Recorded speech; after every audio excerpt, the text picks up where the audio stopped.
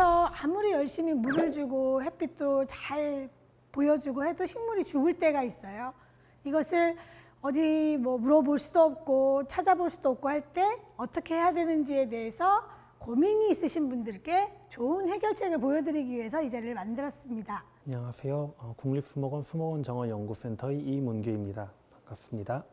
문규쌤, 제가 알기로는 문규쌤 집은 저희 식물원의 온실만큼 식물이 굉장히 많다고 들었는데요. 매번 이렇게 예쁜 그 꽃 사진들을 올리시더라고요. 얼마나 갖고 계세요, 식물을? 그렇게 많지는 않고 한 60종 정도 있습니다. 그게 그러면은 1년 내내 피고 지고 할 텐데 다 잘 자랍니까? 아무래도 직장 생활을 하고 이제 바쁜 일이 생기다 보면은 아무래도 부득이하게 관리가 좀 느슨해질 때가 생길 수밖에 없습니다. 그렇군요. 그러면 오늘은 저희가 집에서 소소하게 볼 수 있는 식물들 가지고 문제가 있는 것들은 어떤 문제인지, 그리고 또 그것을 해결하는 방법이 뭔지 간단하게 설명해 주시면 사람들께 굉장히 도움이 될 것 같습니다. 지금 보시면 제가 그 시트러스 종류 식물들을 가져왔는데요. 시트러스, 귤 이런 종류는 보시는 것처럼 이렇게 좀 짙은 녹색으로 자라야 정상인데, 레몬 같은 경우 지금 많이 노래졌다는 거 보이시잖아요. 황화 현상에는 원인이 굉장히 다양한데 일반적인 원인은 이제 저온도 있을 수 있고 지나친 고온도 있을 수 있고 또 지나친 건조도 원인이 될 수 있고 또 과습도 될 수 있습니다. 근데 이 같은 경우에는 제가 보기에는 아무래도 토양에 문제가 있는 것 같습니다. 지금 보면 이렇게 그 고형 비료도 주고 했지만 아마 토양이나 뿌리 쪽에 문제가 있다라고 판단이 우리가 지금 되는 거죠. 조개 껍질 같은 경우에는 이제 pH가 높은 이 알칼리 성분을 지니고 있는 이제 물건인데 염이 많이 있을 수 있는데 이런 것들이 이제 토양 중에 용출이 되면은 식물이 양분 흡수에 지장을 주게 됩니다. 보통 이제 집에서 데코레이션용으로 조개를 이렇게 가져오셔서 놓는 경우나 예를 들면 또 계란 껍데기가 좋다고 해서 계란 껍데기를 이렇게 부셔서 넣는 경우들이 있고, 그런 것들이 토양에는 굉장히 좋지 않아요. 왜냐하면 균이 발생할 수도 있고 곰팡이가 뿌리를 저해할 수도 있고, 특히 이렇게 작은 그 생체일 경우에는 좋지 않으니까요.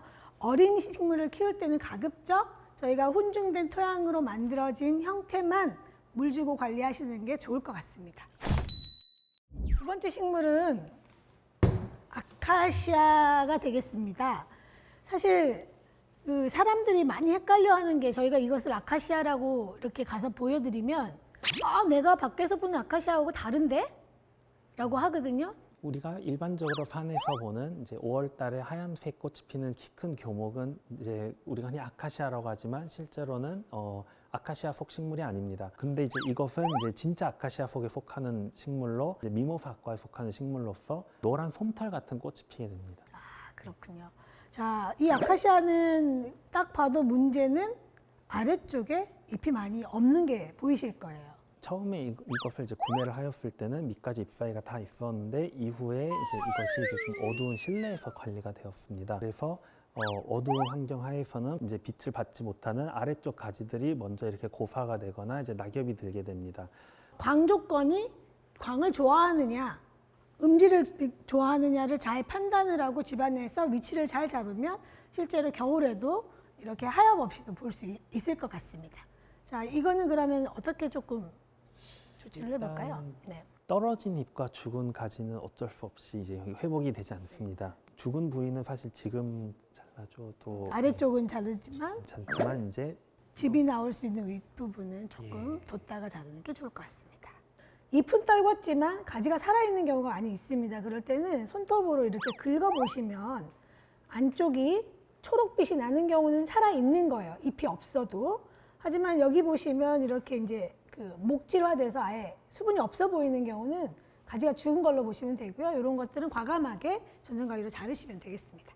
저희는 이제 보통 이런 전정가위를 씁니다. 근데 가위는 뭐 집에 있는 이런 가위로 쓰셔도 상관이 없고, 이렇게 갈라지는 이 부위의 위쪽을 그냥 과감하게 자르시면 됩니다. 그리고 보시면 이렇게 안에가 죽은 가지의 형태로 되어 있습니다. 그래서 이렇게 하시고, 이제 요 윗부분에 이렇게 초록 가지들은 이게 혹시 이제 춥고 집이 생기고 하면 식물이 스트레스 받을 수 있으니 좀 좋아질 때, 날이 따뜻하고 좋아질 때 하시면 되겠습니다. 행운목인데요. 사실은 행운목 키우기는 어렵지 않잖아요. 이 식물이 사실 작년에 동해 피해를 좀 입었었어요. 왜냐면은 추운 베란다에 있었더니 잎이 이제 다 시들어가지고 제가 다시 새순을 받기는 받았는데 물도 줘보고 물을 끊어도 보고 햇빛에도 가보고 온도도 올려보고 했는데 지금 현재 딱 봐도 자라지 않는 부분의 문제도 있고 지금 이 행운목을 보면은 이렇게 흔들었을 때 전혀 지지가 되고 있지 않습니다. 지금 현재 뿌리가 거의 기능을 하고 있지 못하다는 의미입니다. 그리고 지금 약간 적색의 반점이 이제 발생을 하였는데 이런 부분을 눌러보면은 이제 푹 들어가고 있습니다. 즉 조직이 지금 분해가 되고 있다는 얘기인데 지금 결국엔 이제 죽었다는 이제 의미입니다.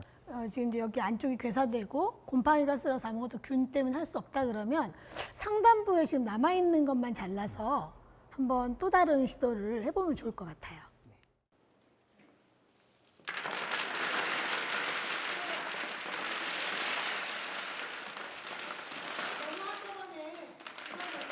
지금 보면 우리가 뿌리가 없다는 걸 육안으로 확인을 했고 네. 또 뿌리뿐만 아니라 이 겉에 그 나무의 수피하고 그 나무의 그 안쪽 우리 몸체하고 아예 분리가 됐다는 걸 확인했는데 네. 이것의 시작은 사실은 토양이었던 것 같아요. 네. 그죠? 지금 겉에는 이렇게 입자가 굵은 용토가 이제 깔려 있긴 하지만 실제로 뿌리가 내려 있던 부위를 살펴보면은 되게 입자가 작은 이제 황토 위주, 유기물 위주로 입자가 되게 작고 보습성이 이제 높은 이제 그 재질의 용토로 되어 있습니다. 겉에 보기에는 굵은 흙이 있었지만 내부적으로 봤을 때는 공극이 없는 그 숨쉴 구멍이 없는 형태의 토양으로만 됐기 때문에 가장 큰 문제가 있었고 이 상황에서 물을 계속 줬기 때문에 그 물이 빠지지 못하고 고여서 지금 이렇게 보시는 것처럼 뿌리가 이제 썩기 시작을 한 거고요. 결국엔 살아있는 부분만을 이제 잘라내어서 새로 뿌리를 이제 발근을 시켜야 할 것 같은데 생존의 가능성이 높은 이제 이 부위를 이제 골라서 자르도록 하겠습니다. 자르는 것은 뭐 여기 보시는 부분, 이 부분에 초록 부분만 안 다치게 자르면 되겠죠. 뿌리가 잘 나올 수 있게 기존의 마른 잎을 좀 제거를 해주고요. 네. 이 상태에서 한 반나절 가량 이제 그 물에다가 담가둬서 이제 식물이 조직이 충분히 물을 흡수할 수 있게 한 다음에 적당한 용토에 꽂아서 다시 이제 심어서 네. 본래 모습을 찾을 수 있도록 네. 너무 차가운 물만 아니면 받아둔 물로 이렇게 해서 반나절 내지는 하루 정도만 잎의 상태를 보시면 물이 올랐구나 이렇게 느낌이 드시는 순간이 있어요. 그럼 그때 저희가 화분에 옮겨 심어 보도록 하겠습니다. 행원목을 위해서 3가지 토양을 지금 준비를 했습니다. 여기는 상토, 가운데가 적토, 여기가 녹수토인데 실제로 이 정도 굵기의 차이를 두고 심으시면 되고요. 근데 이제 여기에서 저희가 특별히 녹수토와 적옥토를 준비한 것은 아까도 앞서 말씀드렸던 것처럼 공국에 대한 부분이 중요하고요. 또 물을 머금고 있으면서 배수도 잘 돼야 되는 것도 중요합니다. 그래서 이 2개의 토양은 실제로 스펀지와 같은 역할을 하고 있어서 물을 머금기도 하고 빨리 빼내기도 하고 하는 그런 효과를 가진 흙이기 때문에 가급적이면 배수와 또 관수가 중요한 식물들은 녹소토나 저곡토를 쓰시는 게 좋고요.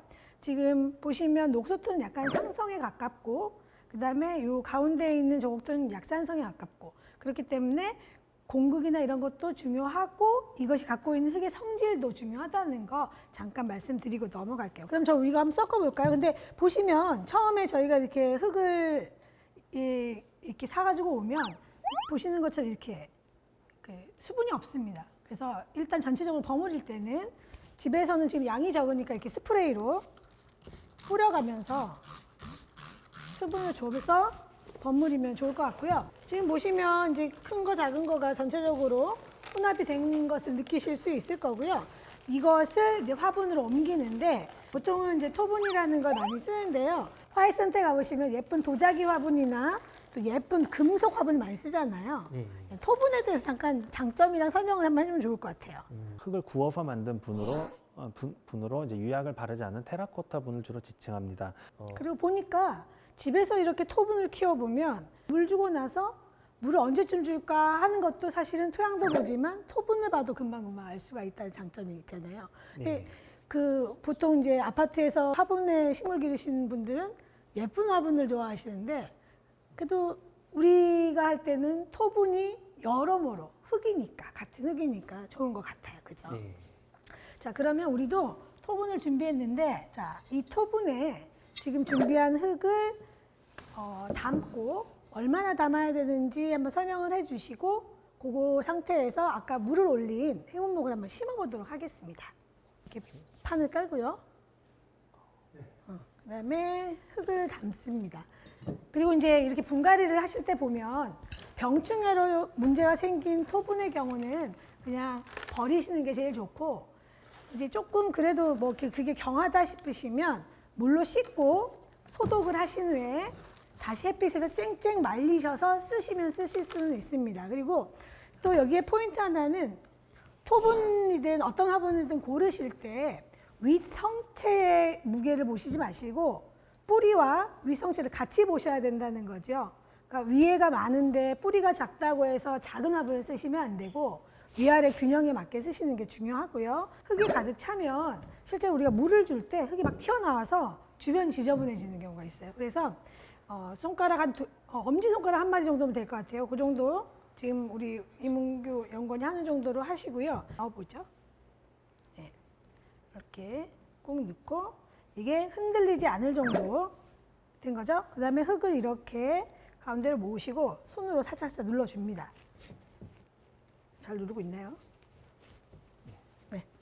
자, 이렇게 해서 이제 뿌리가 내릴 때까지 해주면 되고요. 이제 지금 원래는 이렇게 하고 나서 우리가 좀 충분한 물을 줘야 되는데 이렇게 추울 때는 수돗물로 바로 물을 주는 것보다 물을 받았다가 그것을 이렇게 충분히 주는 게 좋을 것 같고요. 봄, 여름 정도 될 때는 이거 자체를 그냥 그 물을 받아서 대야에 넣었다가 저면 가서 뺄 수도 있습니다. 그래서 그렇게 해서 하시면 지금 이제 저렇게 큰 덩어리는 죽었지만 우리가 남은 후대를 잘 살리는 방향으로 해보면 좋을 것 같습니다.